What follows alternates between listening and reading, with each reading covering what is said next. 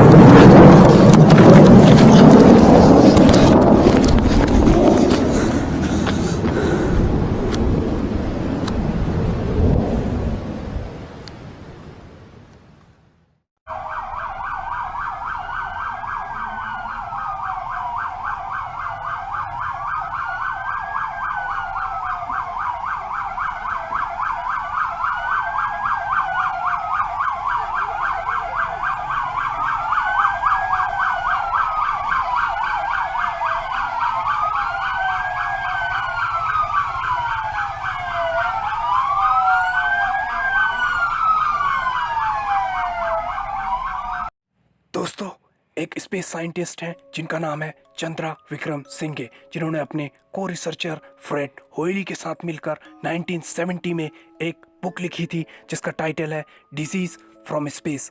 Book का cover page आप screen पर देख सकते हैं, जिसमें बताया गया है कि किस तरह परजीवी माइक्रोब्स, स्टेरॉइड, मीटियोर्स या प्लैनेटरी रॉक्स जैसे चांद या मंगल की मिट्टी या पत्थर के टुकड़ों में पाया जा सकता है। दोस्तों, जैसा आप सभी जानते हैं कि यह बीमारी चाइना से निकली है। क्या आप जानते हैं कि कोविड-19 से पहले 11 अक्टूबर 2019 को एक स्टेरॉइड आग के गोले के रूप में चाइना में गिरा था और ऐसे ही आग के गोले अलग अलग देशों में गिरे, जिनमें भारत भी शामिल है। तो देखिए ये फुटेजेस।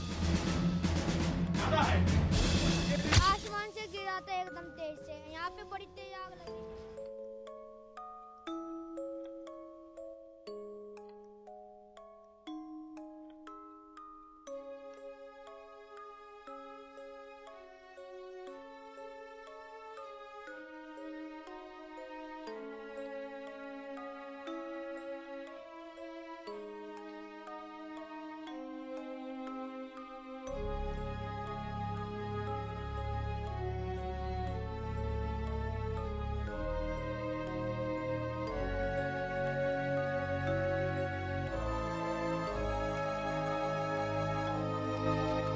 तो क्या ये वायरस कोई परजीवी वायरस है जो किसी कॉमेट या एस्टेरॉइड का सहारा लेकर पृथ्वी पर पहुंच गया है?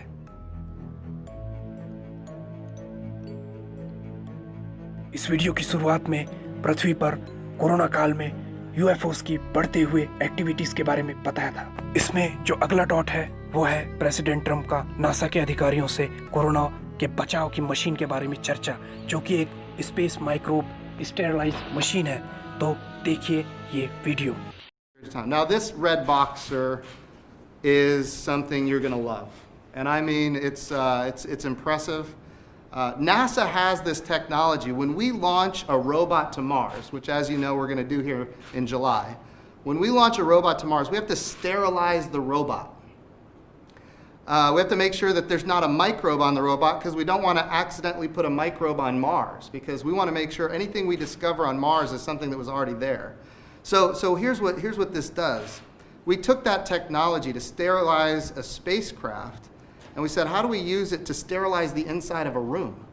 And that's what this device is, Ambustat. So think of it as a fogger. It will fog the room, and every surface in the room will then be sterilized. No coronavirus. तो आखिर क्या वजह है कि president Trump को कोविड-19 के लिए NASA की मदद लेनी पड़ रही है? इसी कड़ी में अगला डॉट है कोविड-19 के दौरान यूएस स्पेस फोर्स का फर्स्ट रॉकेट लॉन्चिंग, जिसका नाम है X-37B, जो कि एक सीक्रेट मिशन है।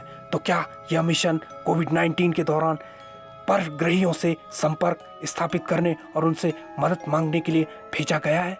तो यहाँ प्रश्न ये उठते हैं कि क्या एलियंस को कोरोना वायरस के बारे में पता है? क्या वो हमसे संपर्क करके हमें कुछ बताना चाहते हैं, या फिर वो हमारी मानव सभ्यता को खत्म कर देना चाहते हैं?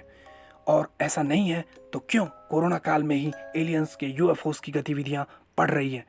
और जिन जिन देशों में अधिक यूएफओस देखे गए हैं वहीं कोरोना केस तेजी से बढ़ रहे हैं। अगर आपको इन सब सवालों के जवाब पता है तो ज़रूर कमेंट बॉक्स पर लिखकर बताएं। और इसके अगले डॉट्स को कनेक्ट करने के लिए मैं अगली वीडियो तभी लेकर आऊँगा जब इस वीडियो का रिस्पांस मुझे अच्छा मिलेगा। तो प्लीज़ कमेंट बॉक्स पे लिख के बताइए, लाइक कीजिए, डिसलाइक कीजिए, लेकिन कमेंट बॉक्स में ज़रूर बताइए।